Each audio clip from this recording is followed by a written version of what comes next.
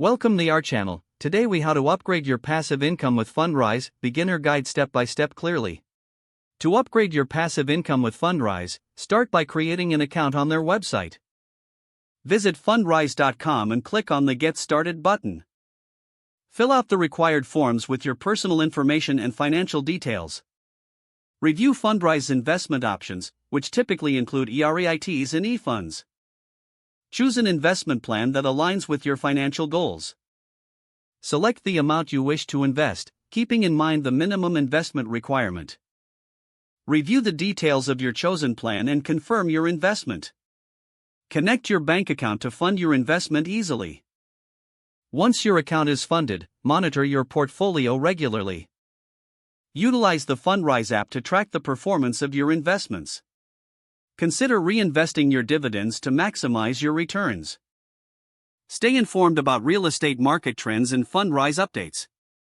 If at any point you have questions, utilize the customer support resources available. As you grow more comfortable, explore different investment strategies offered by Fundrise. Remember that passive income takes time to build, so practice patience and stay committed. If the page does not load, refresh the browser or try again in a private or incognito window. Make sure you are using the correct email address, then retype it carefully to avoid small typos. If your password is not accepted, use the reset option and create a new strong password you can remember. Check your spam folder for verification or security emails, then complete any requested confirmation steps.